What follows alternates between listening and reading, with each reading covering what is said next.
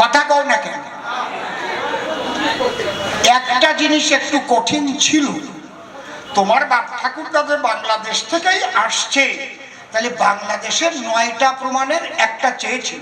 এর বিরুদ্ধে আমি সঙ্গে সঙ্গে দুটো চিঠি করেছি এবং ঠাকুর মশাইকে বলেছি আপনি এক্ষুনি এর প্রতিবাদ করুন, কারণ আমি জানি আমার মানুষ ওই দেশের থেকে আসার সময় কোনো প্রমাণ নিয়ে আসে নাই, তারা পলায় পলায় এসে তারা দিতে পারবে না ওইটা। তারপরে একটা টিম আবার ডাকলেন অমিত শাহজি, এখান থেকে আমরা পাঠালাম, দিল্লি গিয়ে আলোচনা করে ওইটাকে অপশনাল করে দিয়েছে। মানে কি, থাকলে দেবে, না থাকলে দেওয়া লাগবে না, খালি একটা সেলফ ডিক্লারেশনে হয়ে যাবে আমি বাংলাদেশের থেকে আইছি।